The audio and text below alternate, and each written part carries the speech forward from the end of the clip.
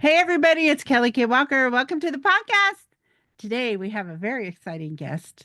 I have known this woman for a while, but I was very shocked when I saw her speaking on a Netflix documentary. And I messaged her and I said, Dorie, is there something you want to tell me? Right? You probably thought that was a super weird message, right? Were you shocked by that? I was not shocked. Actually, it's a common message, and I think people know. And I don't. Really, you didn't know that? Okay. Yeah, yeah. So Dory's famous. Dory is in a documentary on Netflix called Murder Among the Mormons. And yeah, so she's got an amazing story. So I wanted to have her on the podcast because she has turned some pretty bizarre life experiences into a beautiful healing career. And she speaks now. She's on podcasts, she does events, and she speaks all over. So I wanted to share with you her story because, you know, it's really fascinating to hear how some people end up speakers when it was the last thing they ever planned. So, yeah, so I'm super excited to have you on here, Tori. So, why don't you tell us a little bit about yourself and what you're doing these days, and then we'll get into your dramatic story. Okay. So I'm Dorie Olds. I'm the creation coach with Beyond Creation Institute, and I do hypnosis. I do Reiki. I do lymphatic massage as well as other things, other technologies, tools, and technologies to help people feel good, to help them have good health, and to be clear and find their passion and be able to express that in this world because everyone matters, everyone's needed, and I love helping people do and have what they're here for. And that's what I do, and I love it. I wow myself every day that I get to be doing this in my life. Isn't that the best when you're wowed by what you're doing? Like everyone should live a life like that. It's amazing, and I really do love it. And it's fun to find the gifts, and sometimes it sounds arrogant. It's like I'm good at this. It was kind of shocking. I'm good at this. I know how to do this. I'll have someone talk to me, and I'll say, "Oh, I know how to help you with this," and it's amazing. But we do. Each of us come with what we need to do our job that we came to do, and so I'm just using the tools I came with. I love that. I'm glad you're using them. Good job. Because a lot of people have those things and are too scared to show up and use them. So I'm glad that you are showing up, using your tools, and making a difference in the world. Thank you. You're welcome. Job is to help other people be step out and stop being scared. Yeah, don't be Wait, scared. one thing. Right? Okay, so let's get to the backstory, Dory. Story, Dory. All right, so I was watching Murder Among the Mormons about Mark Hoffman and the salamander letter, right? That's what it was called. Yes. And lo and behold, my friend Dory pops up in the documentary, and I had no idea that she was involved in that at all. But yeah, she's got a really cool story. So, Dory, I'm just going to let you take over, and you start wherever you want and end wherever you want. And wherever I want. Okay. Well, first of all, I want to say I was very shy. People get shocked by that because I'm now so much more extroverted, but I'm introvert who's acting extroverted. But I'm Yes. very shy. I didn't feel good about myself. I didn't have confidence, and I didn't really know what I was here for, what I wanted to do. And when you're in that place, when you're in that way, not feeling good about yourself, and there are those who know how to use people and know how to use that find you, and there's actually a magnetic attraction to for those like empath and narcissist. That's there's a magnetic for that, and for the predator that helps them, they want it for their use, and the empath, it's actually a journey to help them step out of that of being afraid or being lack of confidence. It's a tool to help get that confidence and help stand up for yourself. That's what I learned, is that through this process, it gave me a push. It gave me a shove, maybe that's a better word, where I had to stand up for myself, which I don't know that I would have without that shove. And I don't know I would have had courage or impetus to step into what I'm doing now without that shove. And so I met Mark. He was I liked him. There were some red flags for me with him. And I am a very spiritual person. I have prayers, I check in. And as I was dating him and we were getting more involved with each other, dating, I just felt like this was someone who I needed to be with. And not knowing his history, not knowing all the things that were going on behind the scenes. And I wasn't very confident with myself. So I was easily moved, easily. I would adjust to what he wanted easily. He could easily get what he wanted. I would put it that way. And so that was a fit for him. And for me, I thought this was just someone who I found him interesting. I liked his great stories. He knew a lot about history. He understood a lot of different things that I was interested in. I liked history too. And so I was drawn to him, and we did end up getting married. And it's interesting, there were red flags all along the way, but I kept having this feeling, and I still have that. I've had that confirmation. This was the right path for me. This was something that I needed to go through to be where I am today. And that's something that is one thing I do talk about, which is that adversity. People are complain about not having a straight line life. Well, if you're in a hospital, you don't want a straight line. That means no heartbeat. You don't want a straight line. And so a lot of those that are here to serve will have these kinds of experiences, because without them, we wouldn't do what we need to do. We need that push. We need that impetus. We need that those obstacles in the way to help us get where we are. And so it's been totally confirmed to me that no accident that this happened, no accident that we were drawn together, no accident that this whole experience happened. And he was forging documents. I don't know everything about this. There are things I don't know about the story, which you'd think it was my own life, I would, but there are parts I don't know. My understanding is that the people who were involved that he had ended up murdering were going to out him. That's something that I don't have confirmation on. That's a feeling I have, that they were going to be outing him, going to be talking about that, and he wanted to prevent that. So we ended up going that one last step, which is like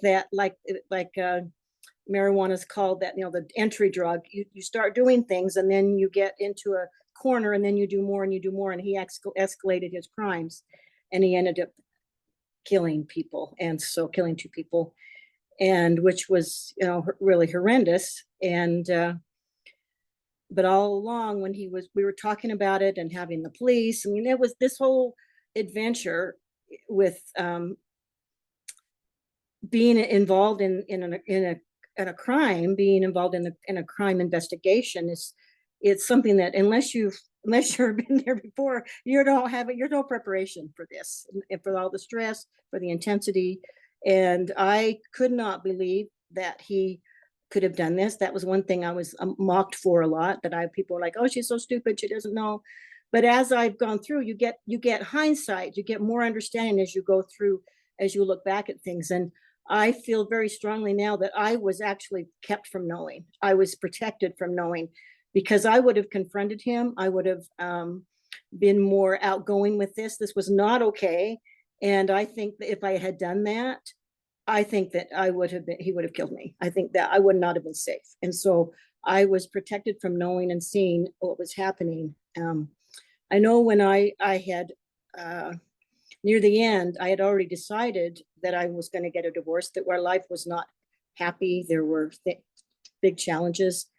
And I told him that, and he got really, really upset about that. And after that conversation, I kept hearing in my head, just wait, stop talking about this, just wait. And so I dropped the whole thing about wanting a divorce, I just dropped it.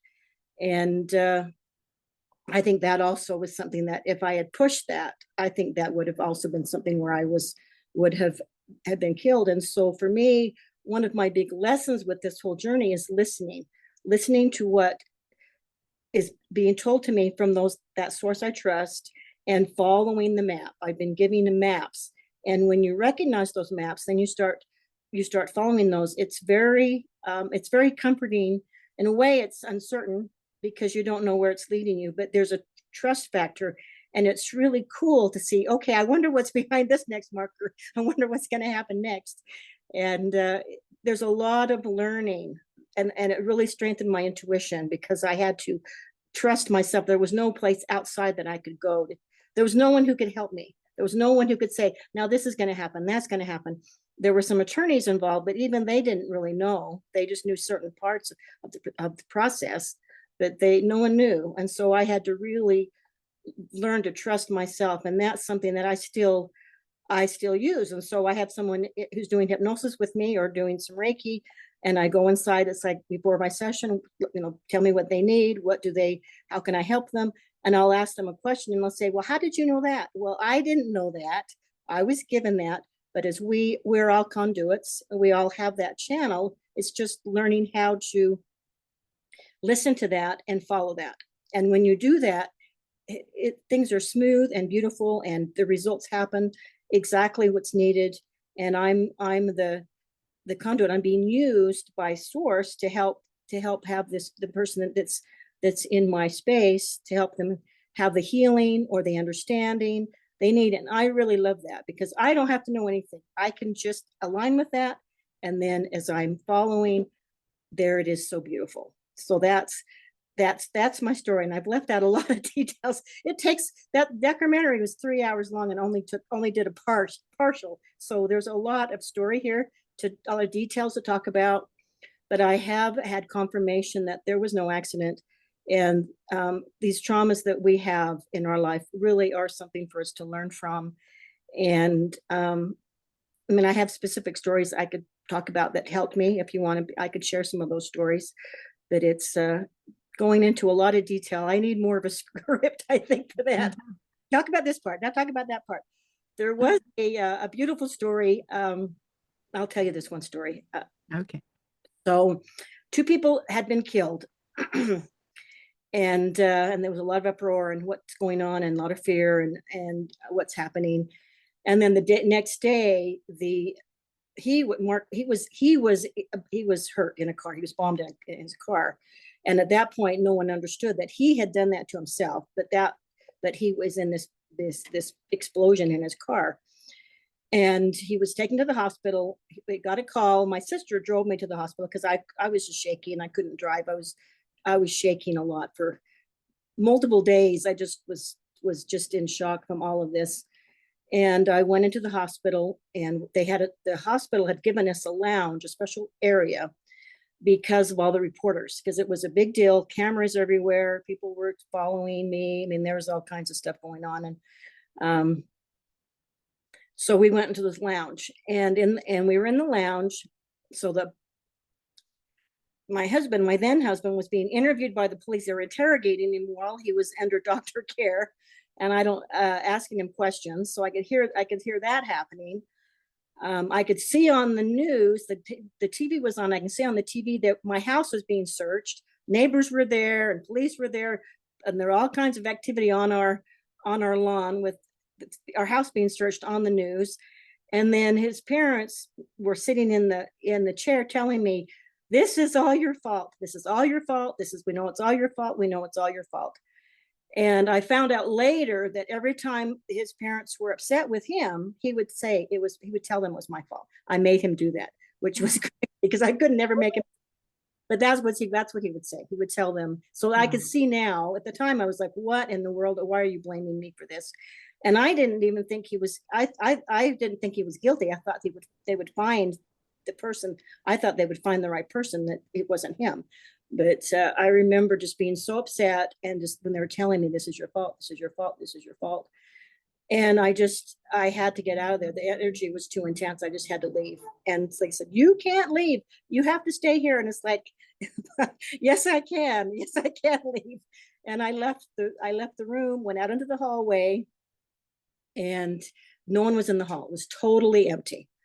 And I sat there for a minute going, "Okay, now what do I do? Where do I go? What do I do?" And I heard very clearly, "Everything's going to be okay. Wow. Everything's going to be okay. Quite loud. It wasn't inside myself, it was outside. Everything's going to be okay.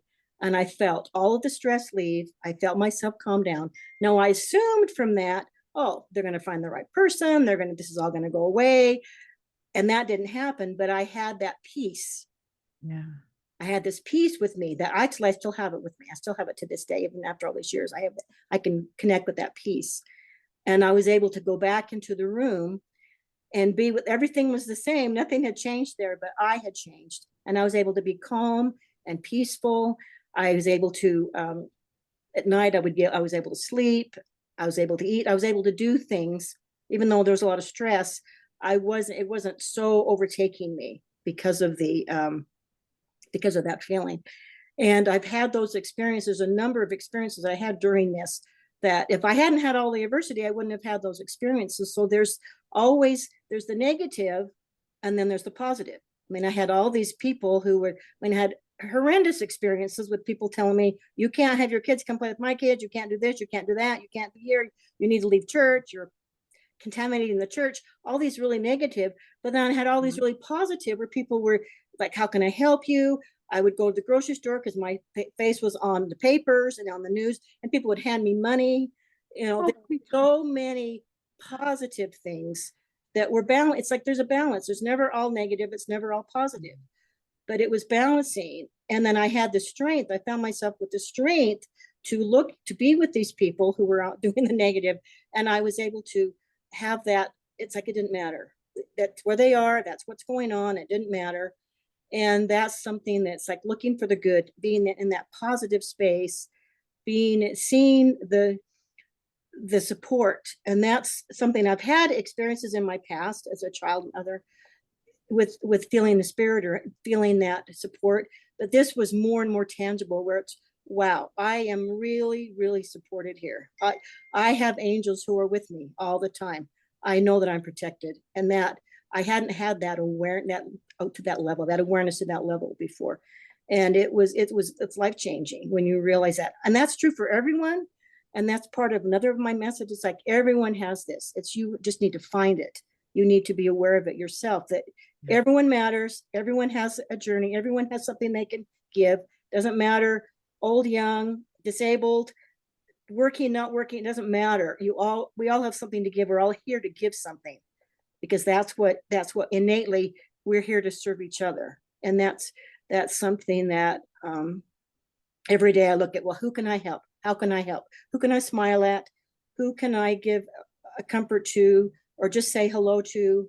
And it's amazing. And I've had that happen with me, where I've feeling kind of down, and then somebody smiles at me and has this cool, joyful energy, and it's like, boom, I'm uplifted.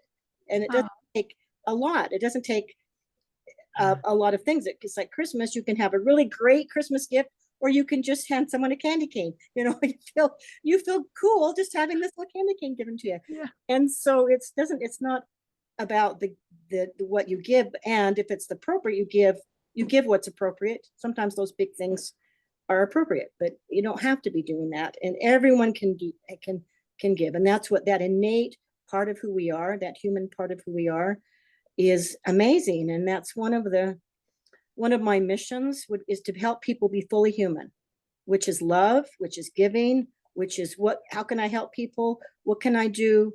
And we have so much more ability than we realize. And those are some of the lessons that I have learned through all of this, is that we just have so much more ability. And that's what I love talking about. It's like, what are your abilities? What can you do? And that having that intuition, that is absolutely amazing, that I can sit with someone and know suddenly in a moment. Oh, yeah. One moment I don't have it, one moment that is amazing. That's miraculous. That's being fully human, being able to have. Now I want it more than I have. I don't always have that, and you need to be in alignment with that. But it's like we all have that. This is where we are all miraculous. We're all so powerful, and it's owning that. And coming into my marriage and being that shy person, that lack of confidence, I didn't own any of those things. Yeah. But through this journey, I can help other people own that. And I can help them clear away those feelings and thoughts that are getting in the way of that. And that is, it's really amazing to see someone start shining. It's like you have a light bulb with the cloth over it, and you start pulling the cloth off, and it shines brighter and brighter. And I love watching that process where they're just shining brighter and brighter as they're becoming more and more aware of what their gifts are and what they're here to do. And and then starting that journey with getting education or whatever it is that they need to do to have that. It's really amazing. And my heart there's just joy there's this joy and bliss within me when I see that happening with people.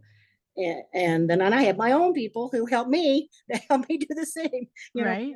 places. So we're all helping each other. And I see like a line of people, we each are all holding hands, and the person in front of me is pulling me up, and the person behind them, I'm pulling them up, and we're all just here to help each other. We're no one is without needing help. Right. We all need help, and we all can help each other. So I love that, and I love it. Just makes me so happy when I'm around people who I can help and also who help me. I talk to them. I have clients who tell me something. It's like, oh, write that down on my paper. I'll look at that after because I don't focus right then. But it's like, ooh, that's cool. They just helped me and they didn't know. And none of that would have happened if you hadn't gone through all the trauma, Yeah. because the trauma is what developed your intuition. So Yes. really, is are the hard times in life something to be complained about and whined about, or are they a gift we just haven't unwrapped yet? I think they're the gift. And I've talked Right. about that before. And they're like, well, I don't want to have that happen. Well, if you don't want that to happen, then you're gonna have a straight line life, which Exactly. that's sad. That's what's sad. If you have a straight line, No.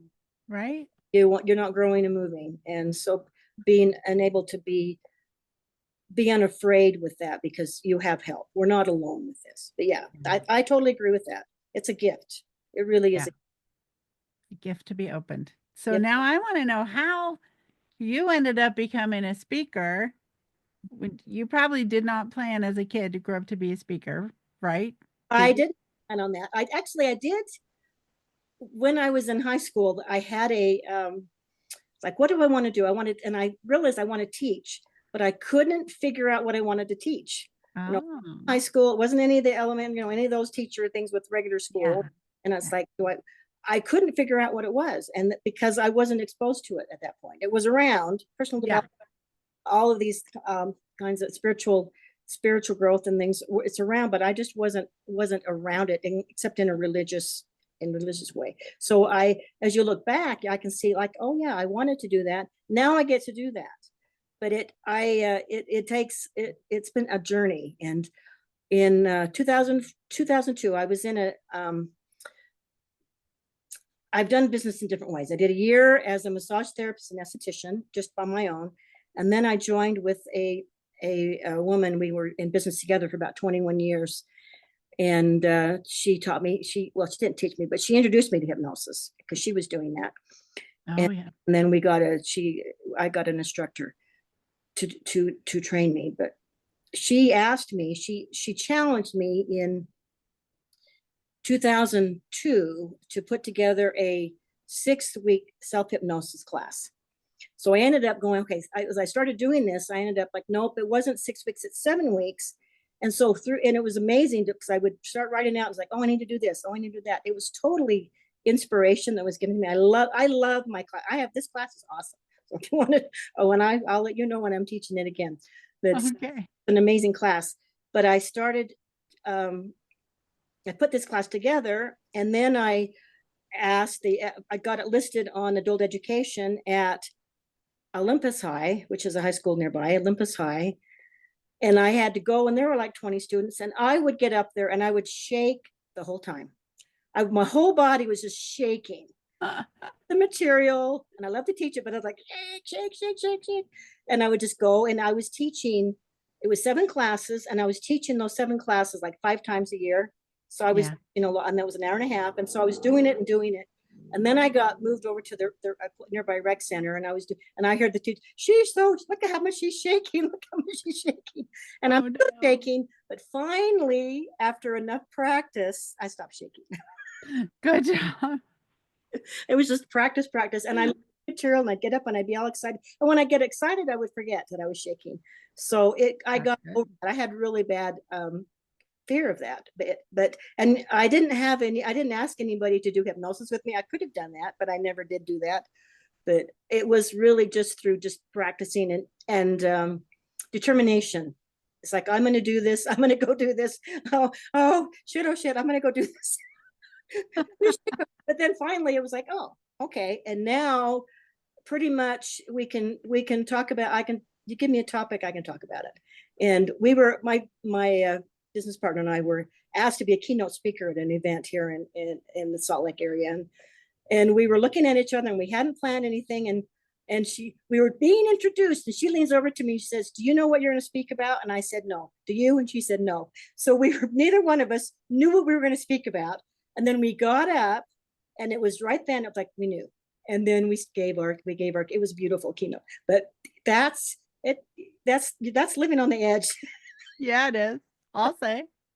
But I'm used to that. It's like, okay, I'm, I get a little nervous, but once you start talking, then that goes away. And it's like, what do I need to say?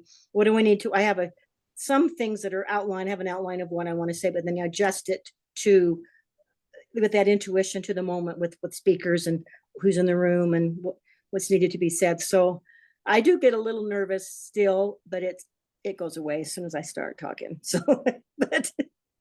but there's a lot of uncertainty with living on that intuition. Yes, that is so true. What is the number one advice you would give to somebody who has that like shaking fear of speaking? What's your best advice you would give them? Would go to a hypnotist to help with that because that can help. And two, Yeah. connect with your why, because that why is what keeps you, it motivates you to just do it anyway. Connect with the why until you're confident. And there are people, it doesn't matter. I mean, people were, those women that were talking in that class, it didn't matter. I mean, I was like, okay, I'm doing this anyway. Doesn't matter what they're going to say about me. And I'd already had exposure to so many things written about me, so many things. It's like, what else could they say? Because I already had, Right. I've had it everywhere. I on the radio and the internet, I had all this stuff being said about me. Right. Oh, it was kind of like, oh, well, it's like, what does it matter? But Right. it is connecting with your why. And it's like, why am I doing this? Why do I want to do this? And it's connecting with that passion, and that passion motivates you over the hump of that, of the nervousness or the shaking or the who's going to want to listen to me. And you're touching people. It doesn't, your message is going to touch people. And I've had people tell me when I've spoken for many years now, I've had people tell me years later, when you spoke, this is how it affected me. And I had no idea in the moment I have no idea what's going to affect. I've also been told through spirit that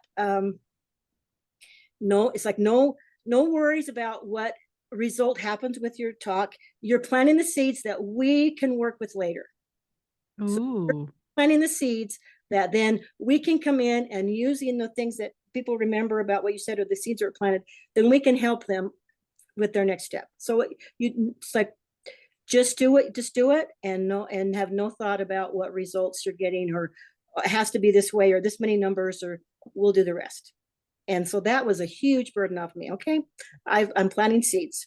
Then there's no worry about harvesting a crop when you're just planting seeds. That's true. In the ground, put in the ground and water it. Okay, that's all I got to do. Okay, but that's an amazing thought. I'm planting seeds, and that's what each of us are used in that way. It's like we're here to help other people, and those that are whose job it is will come in after and say, okay, let's help them now on the next step.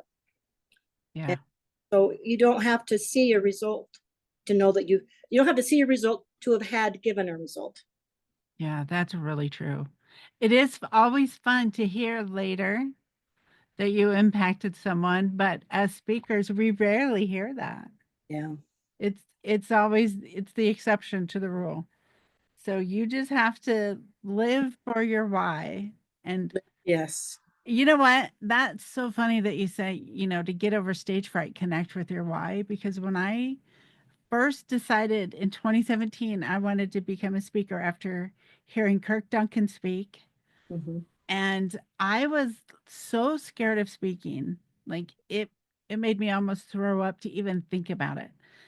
And gradually over the next few months, my desire to change lives from the stage grew so big, there was no room left in me for stage fright.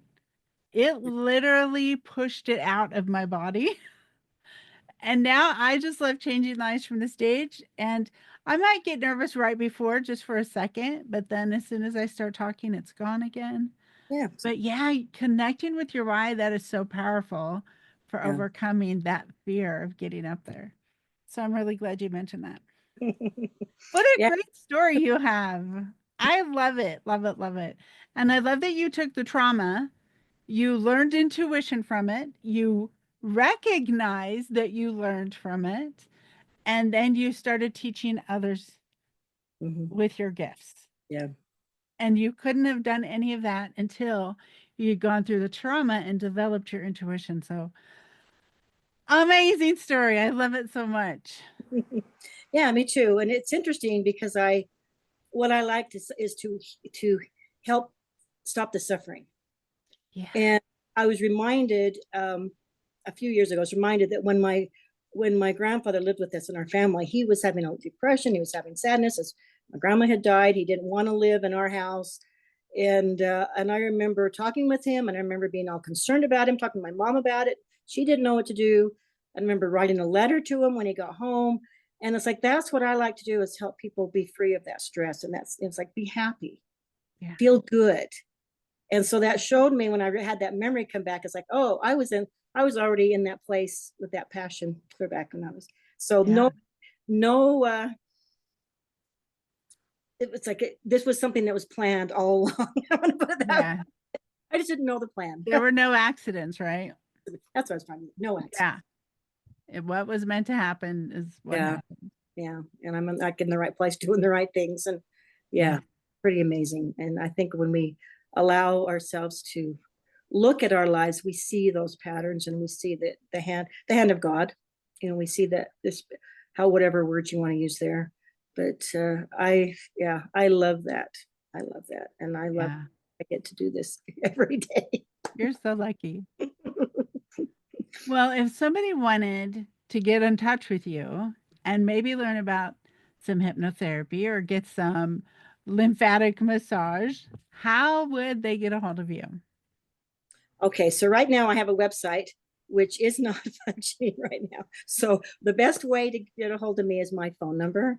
It's Okay. 801 674 7329. Or I have a link tree. You can put link tree, and it's link tree. I can't remember that link, the link for that link tree, and then it's my name, Dorie Olds. And so Right. that tree gives you the links to the different ways to get a hold of me. But the phone number, just text me.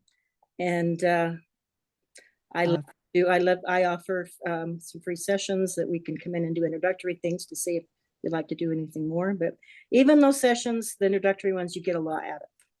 Yeah, I bet. Well, I'll put your phone number and I'll put your link tree in the show notes. So if people couldn't write that down fast enough, they go check the show notes and I'll have those in there. Dorie, thank you so much. You have led a fascinating life and you've learned so much and now you get to teach others and that's amazing. It is amazing. I'm so happy. All right. Well, thank you so much for being on this episode. I'm so excited for it. People are going to love it. All right. So that is it for today. Thank you for joining us. Check the links for Dorie's information so you can get in touch with her. And everybody have an amazing day, amazing week, and we'll see you on the next episode. Bye.